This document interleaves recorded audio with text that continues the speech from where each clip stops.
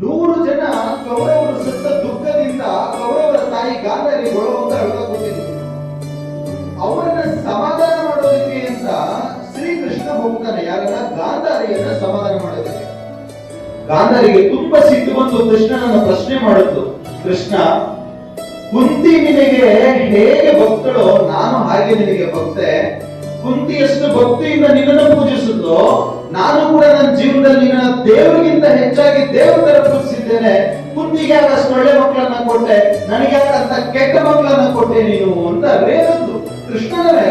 ಆಗ ಕೃಷ್ಣ ಮೆತ್ತ ಹೇಳ್ದ, ಗಾಂಧಾರಿ ಬೇಜಾರ್ ಮಾಡ್ಕೊಳ್ಬೇಡ, ನನ್ನ ಭಕ್ತರನ್ನ ನಾನು ಒಂದೇ ರೀತಿಯಲ್ಲಿ ನೋಡ್ತೇನೆ, ಶ್ರೇಷ್ಠ ಕನಿಷ್ಠ ಅಂತ ನೋಡೋದಿಲ್ಲ. ಕುಂತಿಯ ಮಕ್ಕಳಿಗೆ ನಾನು ಒಳ್ಳೆ ಮಕ್ಕಳನ್ನು ಕೊಟ್ಟಿಲ್ಲ, ಕುಂತಿಗೆ ನಿನಗೆ ಕೆಟ್ಟ ಮಕ್ಕಳನ್ನು ಕೊಟ್ಟಿಲ್ಲ.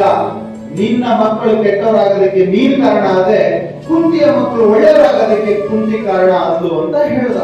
ಆಗ ಹೇಗೆ ಕೃಷ್ಣ ಅಂತ ಕೃಷ್ಣನನ್ನ ಗಾಂಧಾರಿ ಕೇಳಿದಾಗ ಕೃಷ್ಣ ಹೇಳ್ತಾನೆ, ಕುಂತಿ ತನ್ನ ಮಕ್ಕಳು ಹುಟ್ಟಿದಾಗ ತನ್ನ ಮಕ್ಕಳ ಸಂಪೂರ್ಣ ಜವಾಬ್ದಾರಿಯನ್ನು ಹೊತ್ತುಕೊಂಡು ಗಂಡ ತೀರೋದ ತಕ್ಷಣ ತನ್ನ ಮಕ್ಕಳ ಸಂಪೂರ್ಣ ಜವಾಬ್ದಾರಿ ತಗೊಂಡು ಯಾರ ಜೊತೆ ಸೇರ್ತಾ ಇದ್ದಾರೆ, ಯಾರ ಜೊತೆ ಮಾತಾಡ್ತಾ ಇದ್ದಾರೆ, ಒಳ್ಳೆ ಮಾತು ಮಾತಾಡ್ತಾ ಇದ್ದಾರೆ, ಕೆಟ್ಟ ಮಾತು ಮಾತಾಡ್ತಾ ಇದ್ದಾರೆ, ನನ್ನ ಮಕ್ಕಳಿಗೆ ಎಂತ ಶಿಕ್ಷಣ ಕೊಡಬೇಕು, ನನ್ನ ಮಕ್ಕಳಿಗೆ ಎಂತಹ ಸ್ನೇಹಿತರನ್ನು ಹುಡುಕಿಕೊಡಬೇಕು, ನನ್ನ ಮಕ್ಕಳಿಗೆ ಎಂತ ಊಟವನ್ನು ಕೊಡಬೇಕು, ನನ್ನ ಮಕ್ಕಳಿಗೆ ಗುರು ಹಿರಿಯನ್ನ ಗೌರವಿಸೋದನ್ನ ಹೇಗೆ ಕಲಿಸ್ಕೊಡ್ಬೇಕು, ಸಮಾಜಕ್ಕೆ ಉಪಯೋಗ ಆಗೋ ರೀತಿಯಲ್ಲಿ 4 ಜನಕ್ಕೆ ಒಳ್ಳೇದು ಮಾಡೋದನ್ನ ಹೇಗೆ ಕಲಿಸ್ಕೊಡ್ಬೇಕು ಅಂತ ಹೇಳ್ಕೊಟ್ಲು.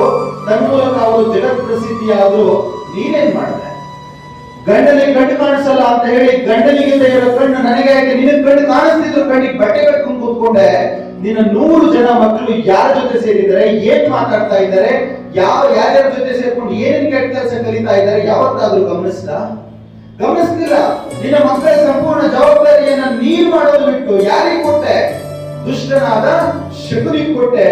ಶಕುನಿ ಏನ್ ಮಾಡ್ದ?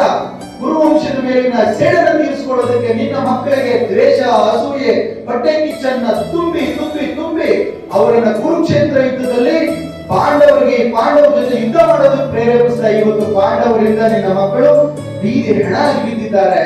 ನಿನ್ನ ಮಕ್ಕಳ ಕೆಟ್ಟವರಾಗೋದಕ್ಕೆ ನಾನ್ ಕಾರಣನ, ಹೆತ್ತ ನೀನ್ ಕಾರಣನ ಅಂತ ಹೇಳ್ದ. ಆಗ ಗಾಂಧಾರಿ, ಮಕ್ಕಳನ್ನ ಬೆಳೆಸುವಲ್ಲಿ ನಾನೇ ತಪ್ಪು ಮಾಡದೆ, ಕೃಷ್ಣ ದಯವಿಟ್ಟು ನನ್ನನ್ನು ಕ್ಷಮಿಸು ಅಂತ ಕೃಷ್ಣನಲ್ಲಿ ಕ್ಷಮಾಪಣೆಯನ್ನು ಕೇಳ್ತಾಳೆ.